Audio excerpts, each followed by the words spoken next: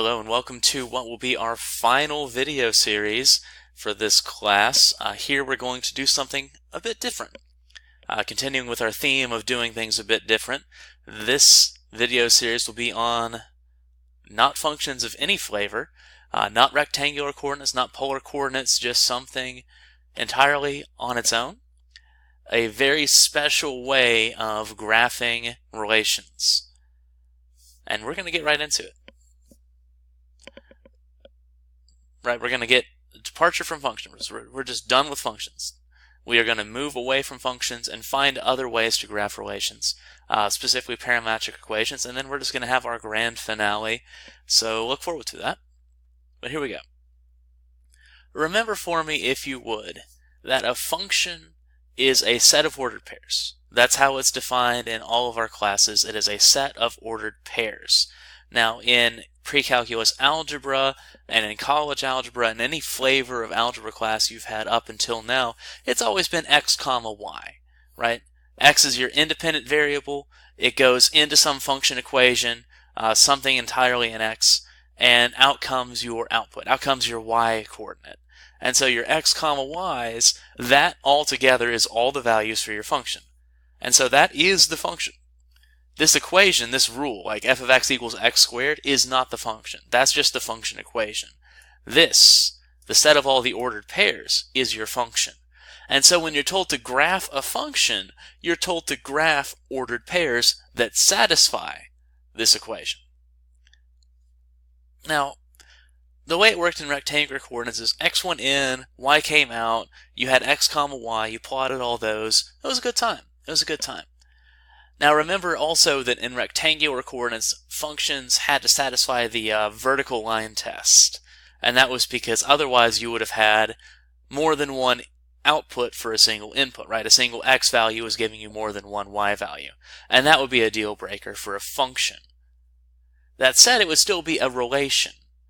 And so if you wanted to graph a relation, you would have to use something a little more complicated. And what do you know? That's what we're going to do today. So that was our tradition for rectangular real-valued functions. But also just a few videos ago, like we've also looked at polar functions, which again was ordered pairs. Each input had exactly one output, but now instead of x going in and y coming out of our equation, we would have r coming out after theta went in. So that's a typo right there. That needs to be some equation entirely in theta. Right, r is a function of theta. So for instance, r equals cosine theta. That was a polar function. You would take a list of values for theta, stick them into your function equation, and out came values for r. And so you had your polar coordinates r comma theta, and your function is the set of all ordered pairs that satisfy your function equation. And there you have it. So very similar. This is also a typo. This needs to be r comma theta in r. This is kind of embarrassing. But anyway, so that is what we're going there. Traditionally, r is any real number, and theta traditionally starts at 0 and increases from there. But what if I want to go the other way?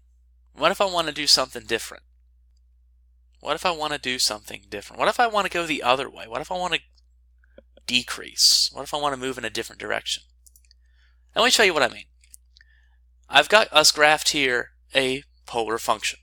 It's r of theta equals 5 cosine theta. It forms a circle of radius 5. And you can plot some points to make sure about that. And what I've got spinning around here are various points r comma theta as theta goes from 0 and increases from there. Consequently, as you go around plotting points, you will go in a clockwise motion, right? You will go in a clockwise motion if you were to plot points theta, or r comma theta for increasing values of theta. Well, what if I wanted to spin counterclockwise? I couldn't do that with this function. I couldn't even pretend to do it with this function. I would have to, well, I guess technically I could pretend if I said, okay, theta starts at 0 and decreases, but that's a little unconventional. There's got to be a better way. And there is. There is a better way. And the better way is to just dispense dealing with functions altogether and make something entirely new. See, these functions I mentioned are sets. There is no order that points are graphed other than the order we choose to graph them in. It's totally arbitrary. I could do it in any order I wanted. In fact, if you were to ask Desmos or Wolfram to graph something for you, graph a function, it would just spit out a complete graph. It just does all of it and gives all of it to you. Now, if you had a TI-83 or a TI-82 or an older graphing calculator, what it would do, it would rotate around for you, but that was because the processor was so slow, it had to do them pointwise, and it chose that order to graph them. But that's not necessarily the order it had to take. So what if I want, or what if I need more information? What if I need the direction something is moving on top of its look? Well, functions can't do it for me. Functions are just sets. I have to involve sequences. And so I put this off as far as I have because hopefully at this point in your pre-calculus algebra classes, if you're taking that concurrently, you've gotten to the concept of sequences. I'm going to make T be our ordered sequence. So now order matters. And I'm going to have X and Y each be real valued functions. So I'm going to have X be some function in T and Y be some function in T.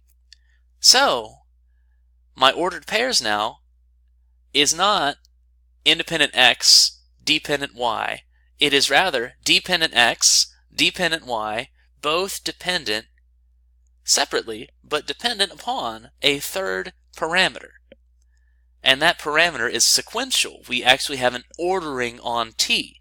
So we have X and Y individually being functions of T. Let me show you what I mean. I have a parametric equation here. X of T is a function in T, so all my X coordinates are going to be T squared, and all my Y coordinates are going to be just plain old T. And I want to graph this. I want to see what it looks like. And then when I'm done, we'll take a minute to compare that to a very similar looking parametric equation, T squared for X and negative T for Y. But first and foremost, let's figure out what this looks like. What does this look like? Well, to find that, we're going to make a sequence of ordered pairs.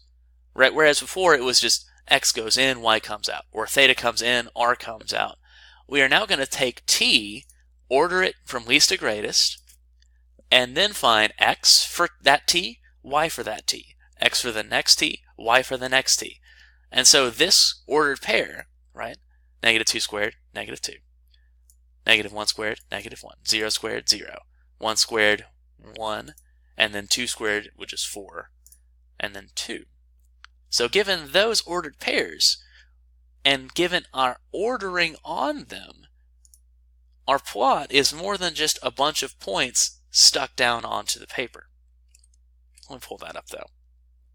Right, here's the 5 points I got here. I have 4, negative 2. That was my first point I found. That was when T was at its lowest, followed by 1, negative 1, 0, 0, 1, 1, and then 2, 4. I'm sorry, 4, 2. So what happens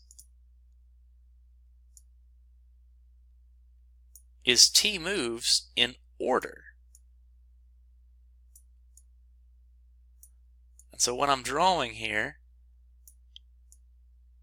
is the graph as it moves as T increases. And what we see here, what I'm drawing with these arrows, is showing you the direction. I'm showing you that it's going up, right? It's always going in an upwards direction. And that's how you would denote that. Now, is that right? Did I do it right? Well, let me find out. I'm going to graph all the values for T squared comma T. This is how you would do it in Desmos. T squared comma T. And now I'm going to have a single value as it increases as T increases. And lo and behold, as T increases, that is the direction my graph is moving. So this direction I wrote here is actually Very correct. That is what it does. Awesome. Now on the other hand, right, t comma negative t would give you the same set of points, except now the order is reversed, right? When t is negative 2, I'm going to have 4 comma positive 2. That's my first point. And then when t is negative 1, I'm going to have 1 comma positive 1. And so my direction should be the exact opposite.